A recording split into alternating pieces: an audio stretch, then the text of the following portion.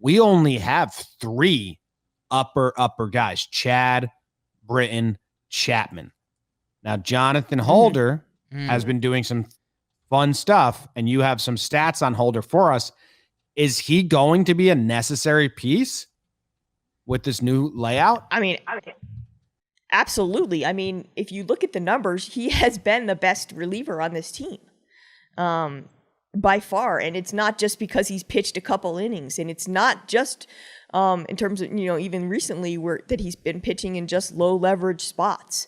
So there's a lot of things that really stand out to me. And we obviously know how horrible his season was last year. It was like, what, a 6.93 ERA, or something like that. My Twitter DMs definitely knew how bad Jonathan Holder's season was last year. That's good. But this year, I mean, it's been phenomenal. It's just, I mean, he has a 2.11 ERA plus, which means twice as good as the league average, more than twice as good as the league average in terms of his ERA. And a couple other stats that really stand out to me. He's only had 1 inherited runner scored. So he's inherited 8 runners and only 1. And that was the first game he pitched this season. That was on July 25th against the Nationals in that first series. The only inherited runner that he's allowed to score.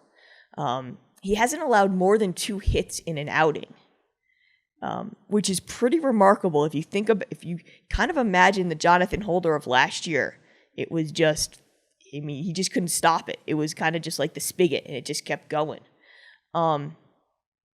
And then the other thing that's really stood out to me is on Fangraphs they have a stat called meltdown, which is basically it's based on win probability, and the win probability change in win probability from when he enters the game to when he exits. And win probability, it's obviously a really easy concept. It's based on the runners on base, the score of the game, and so things like that. And a meltdown, I think, is a negative change in win probability of about 6 percentage points during the appearance. So it's a true meltdown. It's basically you're giving your team a chance to lose, essentially. He had 13 of those last year in 41 innings pitched, and he has 0 this year. So it kind of bears out. You haven't really had that oh crap moment with Jonathan Holder. I mean, he has given up runs in a couple outings, obviously, but he hasn't really had that blow up. And I like to think that it's actually real. Kind of when you look at whether is this fake, is this real, is this just a small sample? Obviously, it is a small sample. I'm not going to deny that. It's 17 innings pitched. But if you look at what his expected stats are, and we know that from StatCast, based on what his actual stats are, and they match up.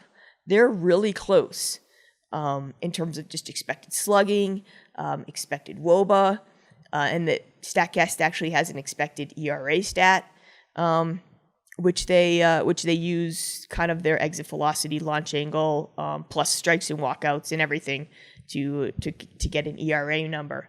So he ranks in the top 8% of the league in all of those metrics. So he is literally one of the most elite relievers in the entire majors this year, in terms of his ability to limit hard contact and just limit runs.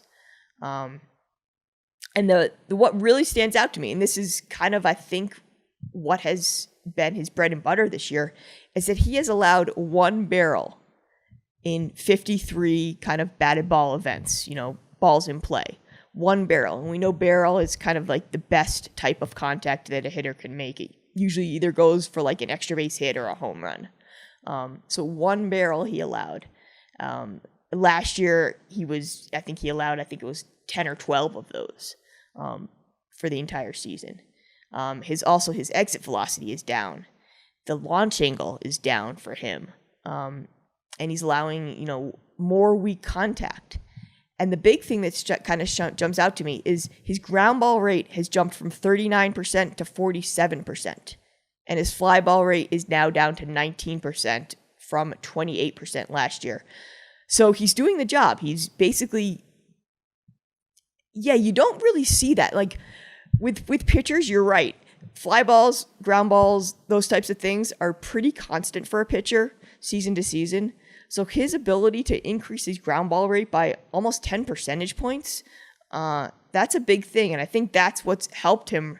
I think that's been the kind of the biggest change for him in terms of the results that he's gotten.